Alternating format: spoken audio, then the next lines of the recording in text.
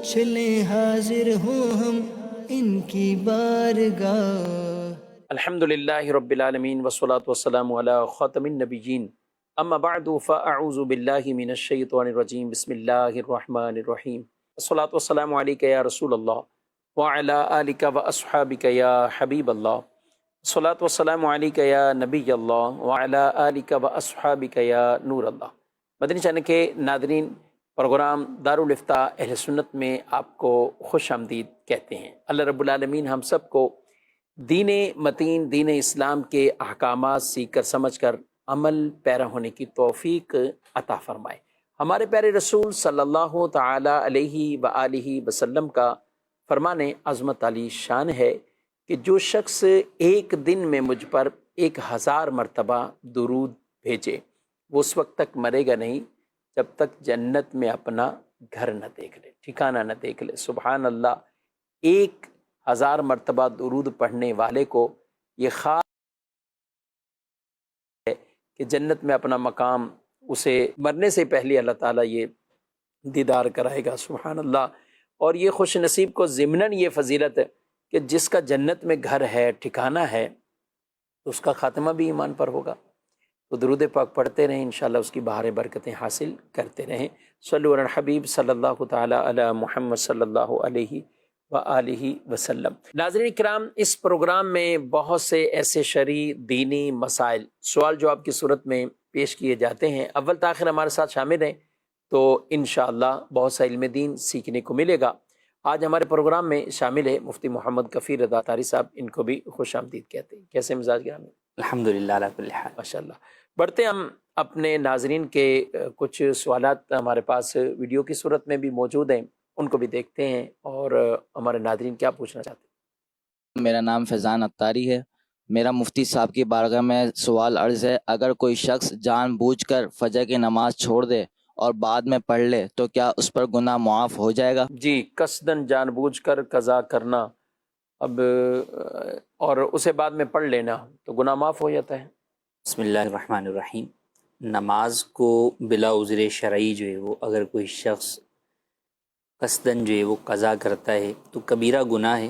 اور حرام کا مرتکب ہوا۔ قضا کر لینے سے اس کے ذمے جو نماز کی ادائیگی لازم تھی وہ تو ہو گئی، لیکن بہرحال وقت پر ادا نہ کرنے کا جو گناہ ہے وہ ذمے میں بہرحال ابھی بھی باقی ہے۔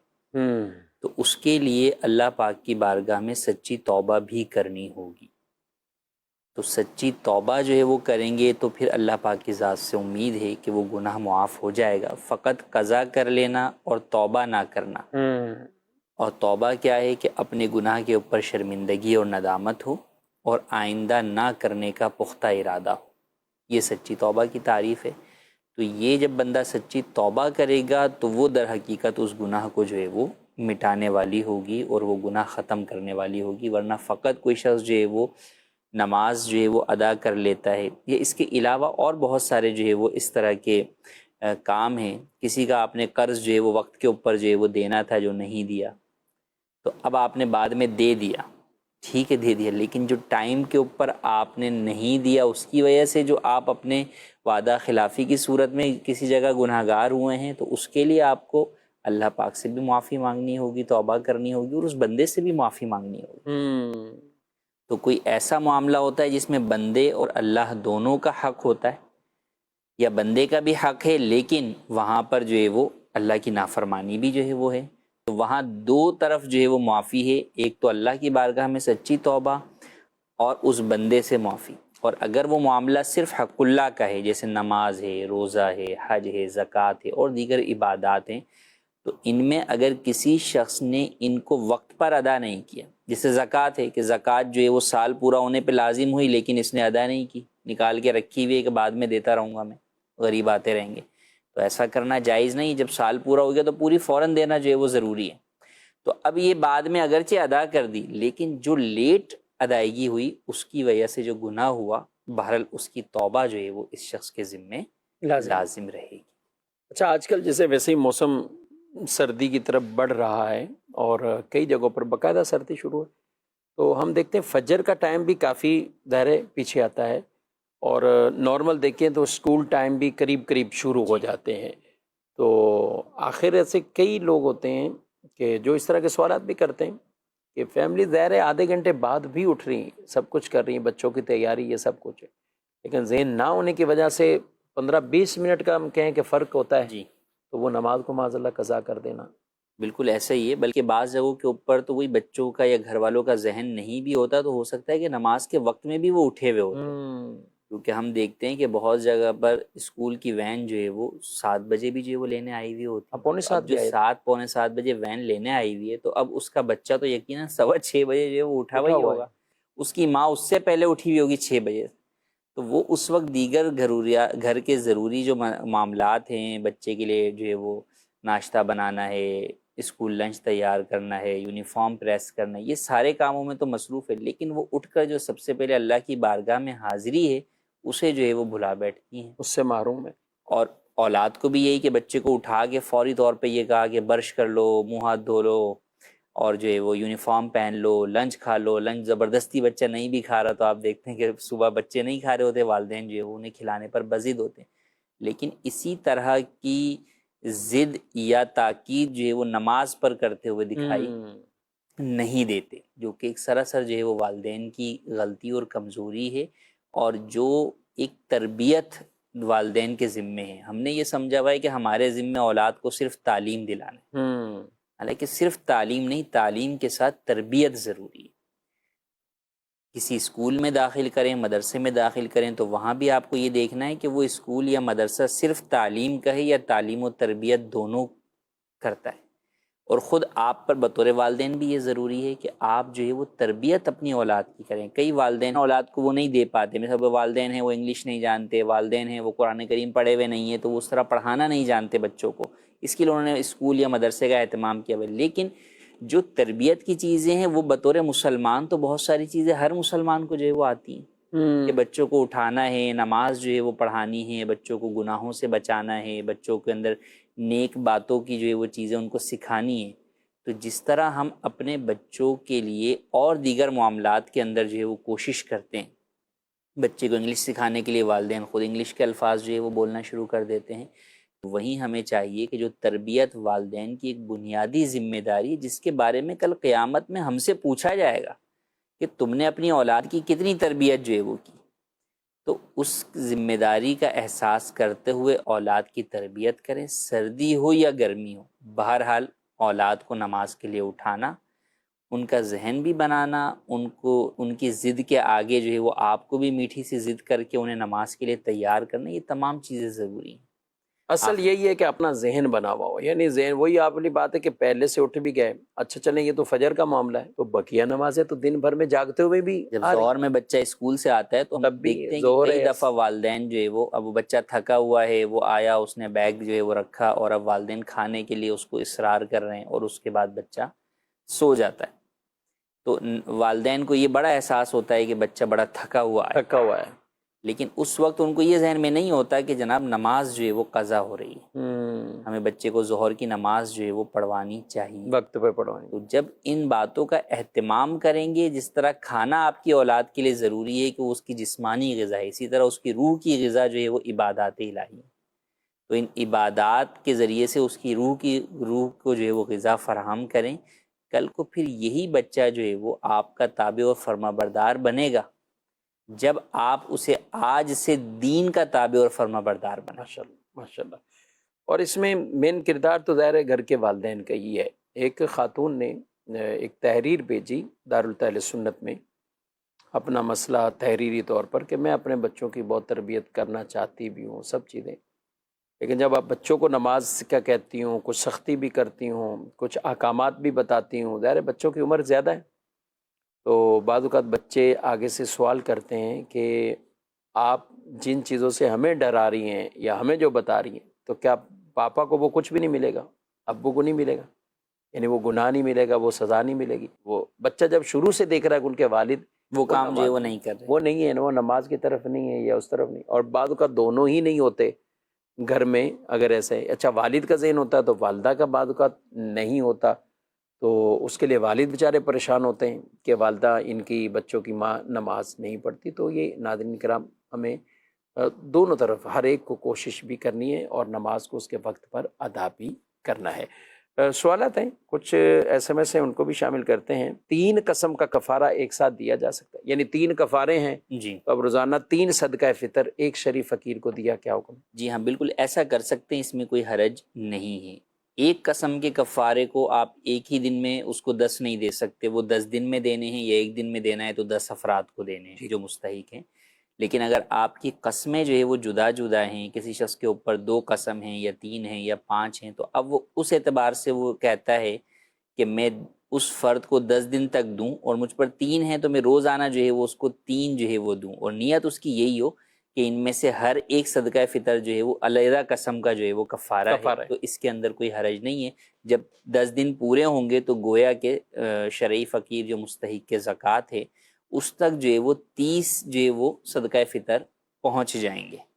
مگر چونکہ ہر دن میں الگ الگ 3 پہنچے ہیں، اور ہر دن جو ہے وہ جو 3 پہنچے ان میں سے ہر علیحدہ جدا قسم کا جو ہے وہ کفارہ کا حصہ ہے، تو اس لیے اس میں کوئی حرج نہیں۔ جی مزید سوال؟ سوال یہ ہے کہ حنفی کسے کہتے ہیں؟ جی حنفی کسے کہتے ہیں؟ فقہ کے اندر 4 فقہ جو ہے وہ مشہور و معروف ہیں، اور اس وقت یہی جو ہے وہ موجود بھی ہیں۔ فقہ حنفی، فقہ شافعی، فقہ مالکی اور فقہ حنبلی۔ ان چاروں فقہ کے جو ائمہ ہیں انہی کی نسبت سے ان فقہوں کے نام ہیں۔ امام اعظم ابو حنیفہ رضی اللہ تعالی عنہ، آپ کا جو فقہ ہے وہ فقہ حنفی کہلاتا ہے۔ صحیح۔ امام شافعی رحمۃ اللہ علیہ کا جو فقہ ہے وہ فقہ شافعی کہلاتا ہے۔ امام مالک رحمۃ اللہ علیہ کا جو فقہ ہے وہ فقہ مالکی کہلاتا ہے، اور امام احمد ابن حنبل رضی اللہ تعالیٰ عنہ کا جو فقہ ہے وہ فقہ حنبلی جو ہے وہ کہلاتا ہے۔ تو جو جس فقہ کے اندر جس فقہ کا پیروکار ہے، تقلید کرتا ہے فقہی مسائل کے اندر جس امام کی، وہ ان کا پیروکار جو ہوتا ہے وہ اپنے فقہ کے اعتبار سے کہلاتا ہے۔ تو جو حنفی امام اعظم ابو حنیفہ کو یا فقہ حنفی کو فالو کرتے ہیں وہ حنفی کہلاتے ہیں، جو فقہ شافعی کو فالو کرتے ہیں وہ شافعی کہلاتے ہیں، جو فقہ مالکی کو فالو کرتے ہیں وہ مالکی، اور جو فقہ حنبلی کو فالو کرتے ہیں تو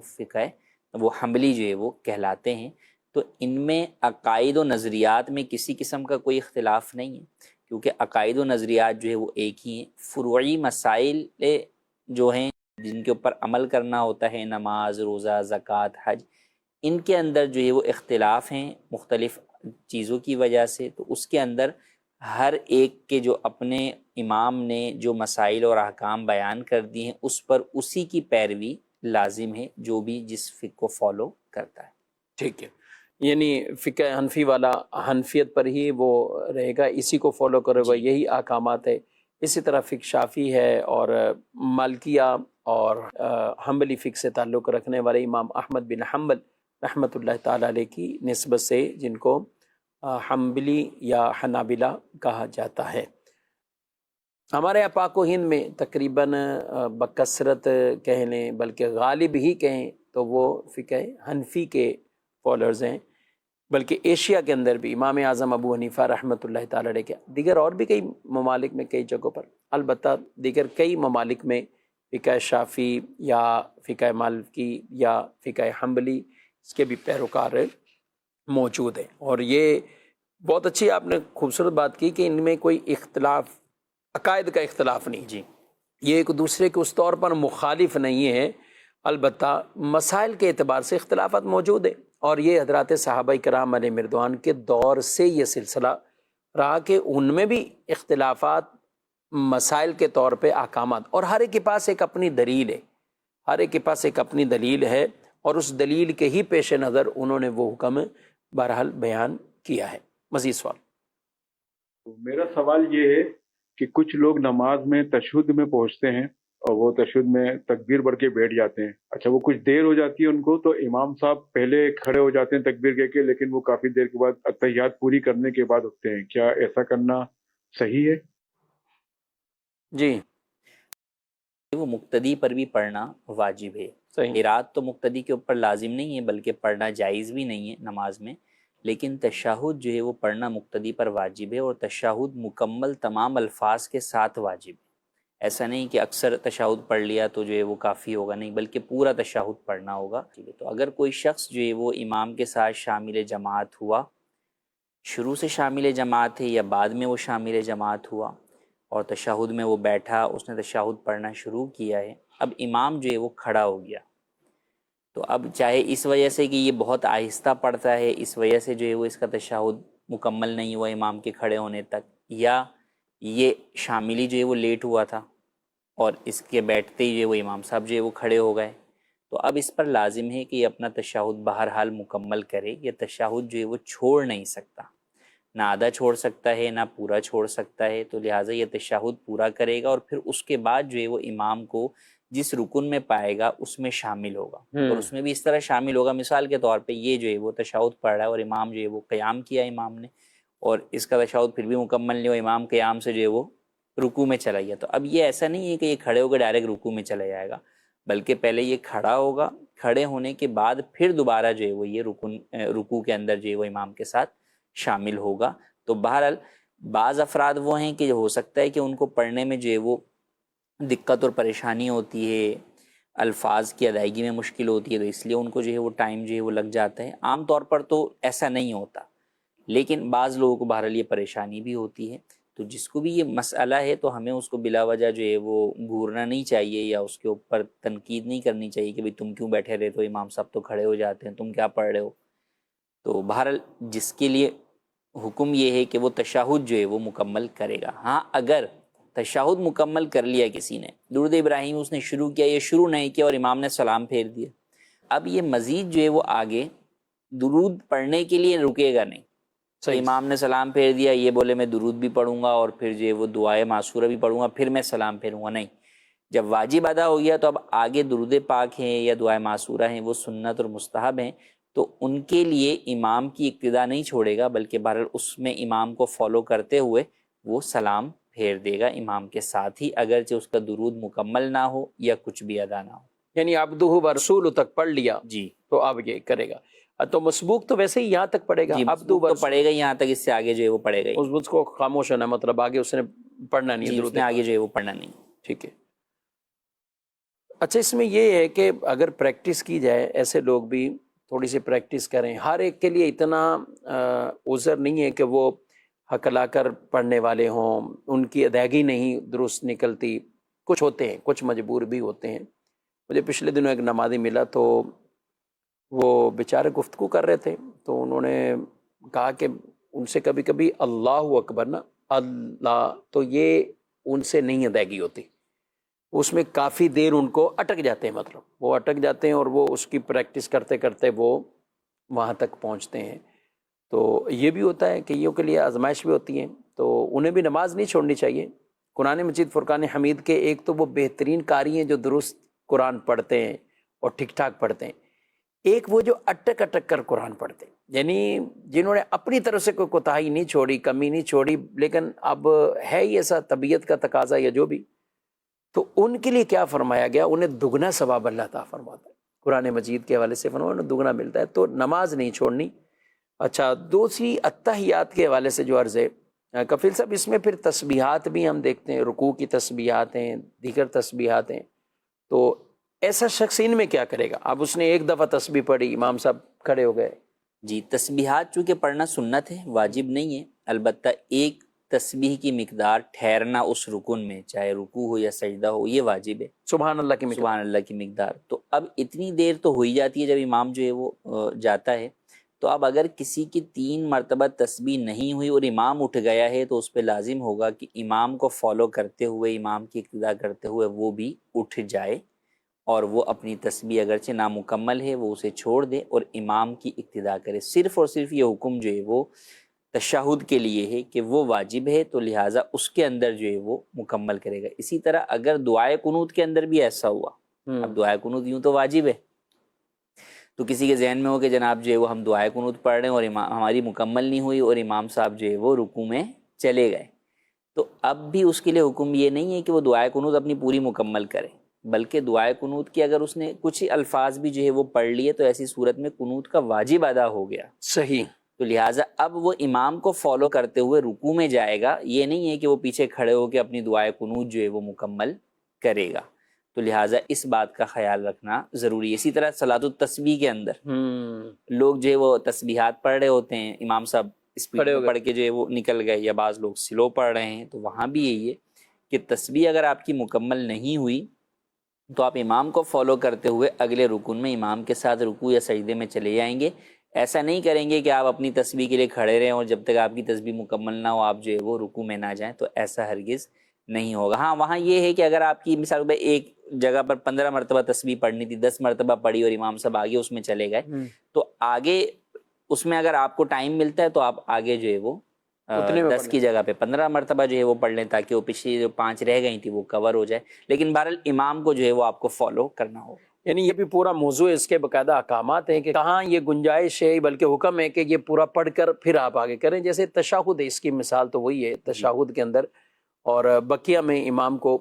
وہ فالو کرتے رہیں، اور امام صاحبان سے بھی یہی ہے اور ان کے لیے حکم بھی یہی ہے کہ وہ اس انداز سے پڑھیں تاکہ پیچھے مقتدی بھی بآسانی وہ پورا پڑھ لے۔ یعنی جیسے اسی لیے کہا کہ امام تسبیح 3 نہیں 5 پڑھا کرے، امام کے لیے رکوع ہیں سجود ہیں تو 5 تسبیح پڑھ لے تاکہ پیچھے مقتدی بآسانی 3 پڑھ لے، ان کی کمی نہ رہے، امام 5 دفعہ پڑھ لے۔ ہاں جائیں گرا گزرتا ہو لوگوں پر تو پھر 3 پر ہی اکتفا کرے اور 3 تسبیحات پڑھے۔ اسی طرح تشہد اس میں اتنا ٹھہر ٹھہر کر پڑھیں کہ پیچھے نارمل پڑھنے والے بھی اپنا اتحیات وہ مکمل کر لے۔ یہی وجہ ہے ہم دیکھتے ہیں کہ 4 رکعت کوئی اکیلا پڑھتا ہے، بھلے امام بھی اکیلا پڑھتا ہے، تو کفیل صاحب وہ اپنی 4 رکعت 4 منٹ میں یا 4.5 منٹ میں پڑھ لیتا ہے، لیکن جب یہی 4 رکعتیں امام کو پڑھانی ہوتی ہیں تو عموماً 8 منٹ لگ جاتے ہیں، اس میں 9 منٹ بھی لگ جاتے ہیں۔ تو ایک دورانیہ گویا کہ کہیں کہ بڑھ جاتا ہے اس سلسلے میں، تو اس کی وجہ یہی ہے کہ وہ اتنا ٹھہر ٹھہر کر کہ پیچھے والے بھی بآسانی پڑھ لیں، ان چیزوں کا بہرحال خیال رکھنا چاہیے۔ کچھ ایسے میں سے ان کو شامل کرتے ہیں۔ سوال یہ ہے کہ یہ خط کرانا کیسا ہے، اور گردن سے بھی بتا دیں، شاید گردن سے مراد یہ گلے سے نیچے سے یہ پوچھنا چاہ رہے ہیں، تو کیا کہیں گے؟ خط یعنی داڑھی کے بال جو کہ چہرے پر اگائیں ان جگہوں کے اوپر جو داڑھی میں شامل نہیں ہیں، جیسے گال ہے، ٹھیک ہے، تو یہ داڑھی میں شامل نہیں ہے، تو اس حصے کے بال جو ہے وہ آپ صاف کر سکتے ہیں، اسی کو خط بنانا جو ہے وہ ہمارے ہاں کہا جاتا ہے۔ تو اسی طریقے سے داڑھی کے بال جو نیچے گردن کے اوپر جو ہے وہ اگے ہوئے ہیں، گردن سے مراد گلے پر جو ہے وہ اگ رہے ہیں، تو وہ بھی داڑھی کا مقام نہیں ہے۔ داڑھی جو ہے وہ یہ جبڑے کی ہڈی کے اوپر جو ہے وہ داڑھی جمتی ہے، تو لہٰذا اس کے بعد جو نیچے گلے کے اوپر جو بال ہیں انہیں جو ہے وہ صاف کروایا جا سکتا ہے۔ اسی طریقے سے جو بال جو ہے وہ آنکھوں کے نیچے جو گال کے جو حصے ہیں ان پر جو ہے وہ اگتے ہیں تو انہیں بھی صاف کروایا جا سکتا ہے۔ یعنی بعض لوگ پنجاب کی بات کریں تو وہ خط کروانے کو ہی یہ سمجھتے ہیں کہ مطلب داڑھی کا ہی خط کرنا، داڑھی کو منڈا دینا، خط بنانے جا رہے ہیں۔ اب خط کیا بنانے جا رہے ہیں؟ وہ داڑھی ہے تو اس کو شیو کرنے جا رہے ہیں، اور یا خشخشی کرنا اور اس طرح کرنا، تو یہ خط کا صرف اسی میں ہی ہے کہ جو داڑھی کے زمرے میں نہیں داڑھی آتے۔ کے زمرے میں نہیں آتا، داڑھی ایک مٹھی رکھنا واجب ہے، تو لہٰذا ایک مٹھی سے زائد کو تو آپ کٹوا سکتے ہیں، صحیح۔ لیکن جس حصے پر داڑھی اگتی ہے جیسے ہم نے کہا جبڑے کی ہڈی پر، تو اس کو جو ہے وہ کٹوانا، بعض لوگ بہت زیادہ جو ہے وہ گہرا جو ہے وہ بالکل پتلی سی فرینچ ٹائپ کی جو ہے وہ داڑھی جو ہے وہ رکھ لیتے ہیں، تو وہ داڑھی نہیں ہے۔ داڑھی جو ہے وہ اپنے جو ہے وہ مقام پر اگتی ہے اور اس پر جو ہے وہ اس کو باقی رکھنا ضروری ہے۔ اس میں جو ایک مٹھی سے زائد بال ہیں انہیں آپ کٹوا سکتے ہیں، یا چہرے کے یا گلے کے اس حصے پر بال اگائے کہ جو داڑھی کا حصہ نہیں ہے تو اسے آپ صاف کروا سکتے ہیں۔ جی مزید سوال۔ میرا سوال یہ ہے کہ 40 دن پورے ہونے سے پہلے 40واں کر سکتے ہیں؟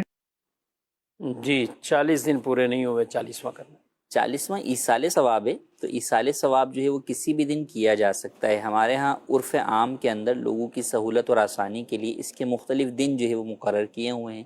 30 دن دی جانے والی فاتحہ کو سویم لوگ کہتے ہیں، 10ویں دن دی جانے والی کو 10واں کہتے ہیں، اسی طرح 40ویں دن دی جانے والی فاتحہ کو 40واں جو ہے وہ کہتے ہیں۔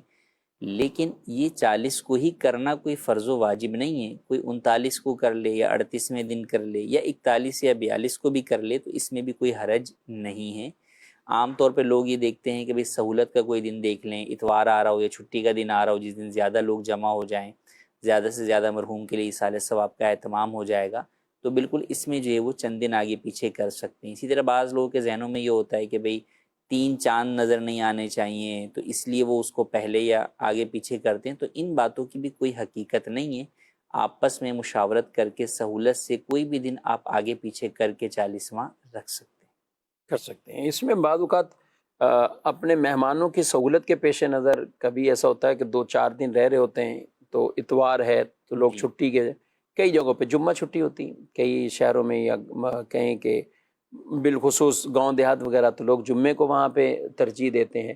تو کچھ بیچ میں آڑے آ جاتے ہیں اس طرح کے، یعنی ان کو نہیں کرنا چاہیے۔ بالکل نہیں کرنا چاہیے، کہ ہم نے جیسے بتایا کہ مقصود تو ایصال ثواب ہے، ٹھیک۔ اور اس کی جو تعیین عرفی ہے وہ عوام کی سہولت کے لیے جو ہے وہ ہوتی ہے، تو اس کے اندر کوئی حرج جو ہے وہ نہیں ہے، آپ آگے پیچھے جو ہے وہ کر سکتے ہیں۔ جس چیز میں مدتی شریعت نے متعین کر دی، اب عدتی کسی کی پوری ہو رہی ہو تو اب کہیں کہ 4 دن پہلے سہولت ہے، کچھ اور مہمان آ گئے یا شادی بیاہ یا شادی کچھ بھی اور آ ہے، رہی ہے تو وہاں پہ اس کو جو ہے وہ آپ وہاں نہیں کیا نہیں جائے کر گا، سکتے۔ یعنی وہاں دین ہی شریعت کی طرف سے نا، اعتکاف سے تو پہلے نہیں اٹھائیں گے نا کسی کو آپ، کہ ابھی سہولت ہے تو 2 دن پہلے اعتکاف سے اٹھا لیں، تو جو 10 دن کا اعتکاف ہے تو 10 دن اس کے ہوں گے،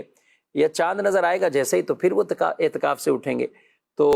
ان چیزوں میں۔ لیکن فاتحہ نیاز یہ اس میں نہیں ہے کہ جس کو باقاعدہ شریعت مطہرہ نے وہی لازم رکھا ہو کہ اسی پہ ہی کرنا ہے۔ البتہ کوئی اگر اہتمام کرتا ہے، کفیل صاحب اگر اہتمام کرتا ہے کہ بھئی ہم 40 دن ہی کر کے ہم کریں گے، تو اس میں کوئی مذائقہ بھی نہیں، مذائقہ بھی نہیں ہے، لیکن وہی کہ ضد نہ ہو، یا اس کو شرعی اعتبار سے فرض و واجب اس دن جو ہے وہ نہ جانے، باقی جو ہے وہ اپنے طور پر وہ کرتا ہے کہ بھئی مجھے یہ سہولت کا دن لگتا ہے، یا جو ہے وہ ہمارے ہاں یہ چلا آ رہا ہے اور ہم اس کے مطابق ہی جو ہے وہ کرتے ہیں، اور ہمارے دیگر احباب کو بھی اعتراض نہیں ہے، تو ٹھیک ہے، اس دن بھی کرنے میں حرج نہیں۔ صحیح۔ ایک بھائی تھے، انہوں نے پوچھا کہ والدہ کا انتقال ہوا، پھر والد کا بھی اتفاق سے کہ مہینوں بعد ہوا یا وقفے بعد، کئی عرصے بعد ہوا، لیکن مہینہ وہی ہے،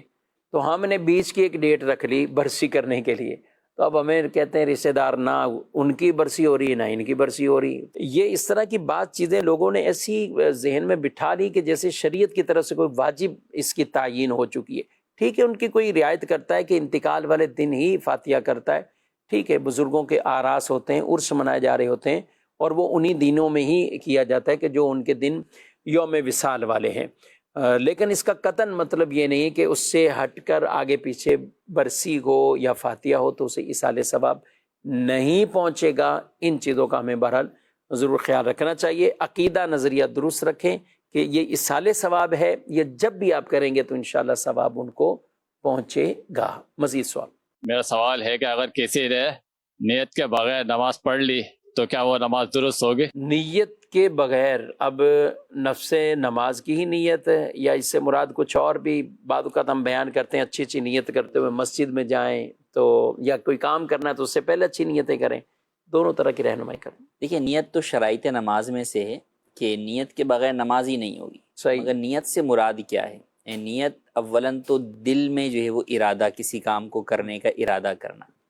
اچھا، فرض نماز پڑھ رہا ہے تو ساتھ میں یہ بھی ارادہ کہ کون سی فرض پڑھ رہا ہے، صحیح۔ ظہر کی نماز ادا کر رہا ہوں یا عصر کی ادا کر رہا ہوں، تو یہ اس کے ذہن میں ہو کہ بھئی میں یہ جو بھی 4 رکعت پڑھ رہا ہوں یہ ظہر کی پڑھ رہا ہوں۔ اچھا، اگر سنت اور فرض ہے تو اس میں اس کو یہ ہو کہ بھئی میں یہ فرض نماز پڑھ رہا ہوں یا سنت یا نفل جو ہے وہ پڑھ رہا ہوں۔ تو یہ فقط دل میں ہونا کافی ہے، زبان سے کہنا ضروری نہیں۔ ہاں، زبان سے کہہ لے تو بھی اچھی بات ہے، لیکن اگر کسی نے زبان سے نہیں کہا تو عام طور پہ کوئی بھی شخص جب نماز کے لیے کھڑا ہوتا ہے تو اس کے ذہن میں یہ ہوتا ہی ہے کہ میں فلاں وقت کی جو ہے وہ نماز ادا کر رہا ہوں۔ تو عام طور پر ایسا نہیں ہوتا کہ بغیر نماز کی نیت کے وہ شخص جو ہے وہ نماز پڑھ رہا ہوں، تو نماز عام طور پہ نیت کے ساتھ ہی جو ہے وہ پڑھی جاتی ہے۔ ہاں، یہ ڈاؤٹ فل ہو سکتا ہے کسی کو کہ کوئی شخص جو ہے وہ سنت کی نیت باندھ لے اور بعد میں اس کے ذہن میں آئے کہ یار میں فرض پڑھ لیتا ہوں، تو اب وہ فرض نہیں ہو سکتی جب سنت کی نیت جو ہے وہ اس نے کر لی۔ اسی طرح کسی کو یہ ڈاؤٹ فل ہو گیا پتہ نہیں یار یہ ظہر کا وقت ہے یا عصر کا وقت ہے، تو اب اس ڈاؤٹ فل کے اندر اس نے نیت باندھ لی اور کوئی بھی ایک طرف اس نے اپنی نیت نہیں کی کہ میں ظہر پڑھ رہا ہوں یا عصر پڑھ رہا ہوں، تو یہ اس طرح کا ہو سکتا ہے کسی کے ساتھ۔ لیکن عام طور پہ جب بھی کوئی شخص نماز پڑھتا ہے تو اس کی نیت تو ہوتی ہے دل میں کہ میں فلاں نماز ادا کر رہا ہوں، تو لہٰذا بنیادی نیت پائی جائے گی تو نماز ادا ہو جائے گی، کہ نیت جو ہے وہ شرط ہے۔ اگر بنیادی نیت ہی نہیں پائی جائے گی، یا نیت پائی گئی لیکن جہاں فرض کی نیت کرنی ہے یا جس وقت کی نیت کرنی ہے وہ اس کے ذہن میں جو ہے وہ نہیں ہے، تو ایسی صورت کے اندر وہ نماز ادا نہیں ہوگی۔ وہ نماز نہیں ہوگی۔ اچھا، اگر صرف زبان سے باقاعدہ پوری اس طرف نہیں پڑی، جی زبان سے اگرچہ نہیں کہا، اصل تو نیت دل کے ارادے کو کہتے ہیں، دل میں یعنی دل میں فقط وہ پورے کلمات دہرانا ہے، یا بس دل میں ارادہ ہے کہ میں نماز ادا کر رہا ہوں، ظہر کی نماز ادا کر رہا ہوں، 4 رکعت بھی کہنا ضروری نہیں، ظہر کے فرض ادا کر رہا ہوں، یہ بھی اگر اس کے ذہن میں ہے کہ میں ظہر کا فرض ادا کر رہا ہوں تو بس یہ بات کافی ہے۔ اس کو نہ زبان سے کہنا ضروری ہے، نہ یہ کہنا ضروری ہے کہ 4 رکعت ادا کر رہا ہوں، نہ یہ کہنا ضروری ہے کہ واسطے اللہ تبارک و تعالیٰ کے منہ میرا کعبہ شریف کی طرف، یہ سب چیزیں الفاظ کہنا ضروری نہیں ہے۔ ہاں البتہ اللہ اکبر تکبیر تحریمہ جو کہ شرط بھی ہے اور فرض بھی ہے نماز کا، اس کو اتنی آواز سے کہنا کہ آپ کے اپنے کان خود سن لیں، یہ ضروری ہے۔ صحیح، یہ نہیں کہ آپ کہیں اللہ اکبر بھی دل کے اندر ہی جو ہے وہ کہہ لیا، نہیں، نیت الگ چیز ہے، تکبیر تحریمہ الگ چیز ہے۔ تکبیر تحریمہ کے لیے تلفظ اتنی آواز سے ضروری ہے کہ آپ کے اپنے کان خود سنیں، اور یہ اکیلے آپ پڑھ رہے ہیں جب بھی ضروری ہے، امام کے پیچھے پڑھ رہے ہیں جب بھی ضروری، تو ایسے نہیں کہ امام کے پیچھے آپ بولیں کہ امام نے کہہ لیا اور آپ نے بس فقط جو ہے وہ ہاتھ باندھ لیے یا کہا تو فقط دل میں کہہ لیا، نہیں، امام کے پیچھے بھی آپ کو اتنی آواز سے کہنا ہوگا کہ آپ کو اپنی آواز خود سنائی دے۔ جی مزید سوال۔ مفتی صاحب کی بارگاہ میں میرا سوال یہ ہے کہ دین کی بنیادی باتوں کو سیکھنے کے لیے کون سی کتاب پڑھی جائے؟ جزاک اللہ خیر، جواب ارشاد فرمائیں۔ دین کی بنیادی باتوں کو سیکھنے کے لیے ظاہر ہے اس میں سب سے پہلے عقائد کی باتیں ہوتی ہیں، پھر اس کے ساتھ ساتھ اعمال کی طرف آئیں، ارکان اسلام کی طرف آئیں، دیگر چیزوں میں۔ تو مکتبۃ المدینہ سے ایسی کون سی کتب کہیں کہ آرام سے کئی کتب جو ہے وہ اس موضوع کے اوپر جو ہے وہ دستیاب بھی ہیں جنہیں لے سکتے ہیں۔ فرض علوم نام کی بھی جو ہے وہ ایک کتاب ہے، وہ بھی آپ لے سکتے ہیں۔ مکتبۃ المدینہ کا آپ کو لٹریچر جو ہے وہ ہر موضوع کے اوپر جو ہے وہ آسان اردو کے اندر مل سکتا ہے، اور جو ادر لینگویجز والے ہیں، انگلش ہیں یا دیگر ہیں، دعوت اسلامی کی ویب سائٹ کے اوپر مختلف جو ہے وہ اس طرح کی کتابیں ادر لینگویجز کے اندر بھی جو ہے وہ موجود ہیں، تو آپ وہاں سے حاصل کر سکتے ہیں۔ اور کوئی کیوری یا سوال آپ کے ذہن میں ہو تو اس کے لیے آپ دارالفتاء اہل سنت کی ویب سائٹ کا وزٹ کر سکتے ہیں۔ اس کے اوپر بہت ساری کیٹیگریز، موضوعات بنے ہوئے ہیں جس کے اندر آپ اپنا سوال جو ہے وہ اس میں سرچ کر سکتے ہیں، اور امید ہے کہ اس میں آپ کو جواب مل جائے گا۔ پھر بھی اگر نہ ملے، کوئی ایسا سوال آپ کے ذہن میں ہو، تو پھر آپ دارالفتاء اہل سنت میں ڈائریکٹ فون کال کے ذریعے سے رابطہ کر سکتے ہیں، واٹس ایپ سروس کے ذریعے رابطہ کر سکتے ہیں، اور بالمشافہ دارالفتاء اہل سنت میں خود آ کر بھی آپ مسئلہ پوچھ سکتے ہیں۔ یعنی ابھی تو اتنا کہنے کے علم سیکھنے کے ذرائع اتنے آسان ہو چکے ہیں، جی، گویا کہ کہیں کہ پہلے کہتے ہیں نا پیاسا کنویں کے پاس جائے، تو اب گویا پورا کنویں کہیں یا دریا ایک طرح کے کہیں کہ کتابیں بھی ہیں، علماء بھی ہیں۔ اچھا، اگر آپ چاہتے ہیں کہ ہم سن کر لیں ویڈیو کی صورت میں، تو دارالفتاء اہل سنت کے تحت الحمدللہ مدنی چینل پر بھی یہ فرض علوم کورس باقاعدہ جو نشر ہوا، اور دارالفتاء اہل سنت کی اپلیکیشن پہ بھی وہ کورسز ہیں۔ اسی طریقے سے آپ یوٹیوب پہ جا کر بھی یہ فرض علوم کورس کس حوالے سے؟ عقائد کے حوالے سے۔ اچھا، عقائد میں وسعت ہے، اللہ پاک کے بارے میں عقائد یہ کیا رکھنے ہیں، کیا ضروری ہیں، کن چیزوں سے اللہ تعالیٰ کی ذات پاک ہے، منزہ ہے۔ اچھا، پھر رب تعالیٰ کی صفات، اس طرح دیگر چیزیں، شرک، توحید کے حوالے سے ایک پوری ڈیٹیل تفصیل، اور اسی کے ساتھ ساتھ پھر اللہ تعالیٰ کی جو کتابیں ہیں اور انبیاء کرام ہیں جن کو اللہ تبارک و تعالیٰ نے جن کو نبوت عطا فرمائی، رسالت عطا فرمائی، ان انبیاء کے بارے میں عقائد گئے، اور پھر عقائد میں ہی حشر نشر، عقیدہ آخرت، اس حوالے سے۔ اچھا، انبیاء کے بارے میں کہیں تو رسول اللہ صلی اللہ علیہ وسلم کی ذات کے حوالے سے عقائد، بالخصوص ہم کہیں کہ علم غیب سے حوالے سے عقائد ہیں، عقیدہ ختم نبوت ہے، نبی پاک صلی اللہ تعالیٰ علیہ وآلہ وسلم سے متعلق اور دیگر ایسے عقائد۔ تو یہاں عقائد کا پورا چیپٹر، پھر آگے مسائل، احکامات، تو یہ آپ ان کو آپ وقتاً فوقتاً دیکھتے ہیں، انشاءاللہ آپ کو علم دین بہت کچھ سیکھنے کو ملے گا۔ سوال ایس ایم ایس پہ ہے کفیل صاحب کہ کیا نماز میں دعائے معصورہ میں حافظہ کی دعا پڑھ سکتے ہیں یا حفظ کرنے کی دعا ہوگی، کیا کہتے ہیں؟ دعائے معصورہ میں جیسے ربی زدنی علما یہ والی دعا ہے، تو یہ بھی دعائے معصورہ ہے۔ دعائے معصورہ سے مراد وہ دعائیں جو قرآن و حدیث میں وارد ہوئیں، تو لہٰذا وہ دعائیں جو ہے وہ پڑھ سکتے ہیں۔ تو جو دعا یہ کہہ رہی ہیں، تو اگر وہ قرآن و حدیث کے اندر وہ دعائیں موجود ہیں تو وہ پڑھ سکتے ہیں، اور اگر قرآن و حدیث میں موجود نہیں ہیں تو پھر بہرحال وہ دعا نہیں پڑھ سکتے۔ جی مزید سوال۔ سر میرا بھی یہ سوال ہے کہ فرض اور واجب میں کیا فرق ہے؟ فرض اور واجب میں فرق؟ دیکھیے، فرض اور واجب میں کئی اعتبار سے فرق ہے۔ بنیادی طور پر ادائیگی تو دونوں کی ہی لازم ہوتی ہے۔ ہاں، فرض کو ترک کرنے والا جو ہے وہ حرام کا مرتکب ہوتا ہے، واجب کو چھوڑنے والا مکروہ تحریمی کا مرتکب ہوتا ہے۔ ناجائز دونوں ہی ہیں،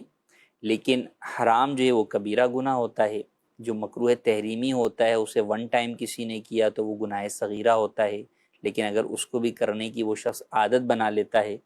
تو وہ پھر کبیرہ جو ہے وہ بن جاتا ہے۔ اسی طرح فرض کے اندر پھر فرض قطعی ہوتا ہے تو اس کا انکار کرنے والا کافر ہوتا ہے، جبکہ جو واجب ہوتا ہے اس کا انکار جو ہے وہ کفر نہیں ہوتا، ہاں بعض صورتوں میں گمراہی جو ہے وہ بنتا ہے۔ تو یوں بعض جو ہے وہ اصولی اعتبار سے اختلاف ہے۔ بہرحال ہمارے لیے بطور عمل کرنے کے اعتبار سے ایک انسان کے لیے، مسلمان کے لیے دونوں ہی چیزوں کی اپنی جگہ پر اہمیت ہے اور دونوں پر ہی عمل کرنا ہے۔ کسی کو بھی چھوڑنا جو ہے وہ الاؤ نہیں ہے آپ کہ آپ بولیں یار یہ فرض ہے یہ کر لیتا ہوں اور یہ چیز واجب ہے اس کو چھوڑ دیتا ہوں، تو ایسا نہیں ہے۔ واجب کو بھی جو ہے وہ کرنا ہے اور فرض کو بھی آپ کو ادا کرنا ہے، دونوں کو ہی ادائیگی دونوں کی لازم۔ یعنی یہ کیٹیگریز جو بنائی گئی تو یہ ان کے احکامات کے مطابق تھا کہ ہر ایک حکم واضح ہو جائے۔ جی، اس کا مطلب یہ نہیں کہ جیسے بعد کو پتہ جس چل جاتا ہے نا کہ یہ چیز سنت ہے تو اب پہلے سے پہلے عمل کر رہے ہیں، لیکن اب پتہ ہے سنت ہے تو اب کرنا نہ کرنا مطلب کہیں کہ وہ چھوڑنے کی طرف چلے جاتے۔ کتنی ایک پیاری بات پڑھی کہ پہلے کے اسلاف بزرگ کسی چیز کی تلاش میں اس لیے رہتے کہ پتہ چلے کہ سنت ہے، ہم عمل کریں، کہ کوئی سنت رہ نہ جائے۔ جی، اور آج ہم اس کی جستجو میں کہ یہ سنت ہے اور اس کو ہم چھوڑ دیں گویا کہ، یعنی اس کی تہ میں اس لیے جا رہے ہیں، تحقیق میں اس لیے جا رہے ہیں کہ سنت ہے یا واجب ہے۔ یہ دو طرح کی جو چیزیں واجب تو نہیں ہے، اچھا سنت ہے تو سنت ہے تو پھر اس کو ترک کر دیں، معاذ اللہ چھوڑ دیں، تو ایسی عادت نہیں ہونی چاہیے۔ سنت موقدہ ہیں، غیر موقدہ، یہ بھی ڈیٹیل تفصیل ہے، لیکن یوں بھی نہیں ہے کہ اب سنت موقدہ تو کوئی پڑھ رہا ہے لیکن غیر موقدہ کو ہمیشہ ہی پوری زندگی گزر جائے یا کہیں کہ سال ہو گئے کہ وہ سنت غیر موقدہ کی طرف نہیں آیا۔ تو ان چیزوں کا بہرحال ضرور خیال رکھنا چاہیے کہ سنتوں پر بھی عمل کرے، سنت موقدہ ہیں چاہے غیر موقدہ ہیں، اسی طرح نوافل بھی ہیں کہ یہی وہ اسباب بن جاتے ہیں کہ جو ہمارے فرائض کو بھی تکمیل پہنچانے والے ہیں، اور اللہ پاک کا خاص قرب بھی ان لوگوں کو نصیب ہوتا ہے کہ جو فرائض اور اس کے ساتھ ساتھ نوافل پر استقامت کے ساتھ رہتے ہیں۔ اللہ مجھے آپ کو عمل کی توفیق دے۔ پروگرام کا وقت اپنے اختتام کو پہنچا ہے، آپ سے اجازت چاہتے ہیں، فی امان اللہ۔ ہادی و رہنما ہمارے علماء، ہو کبھی درپیش جو کوئی مسئلہ، پوچھ لیں حاضر ہوں ہم ان کی بارگاہ۔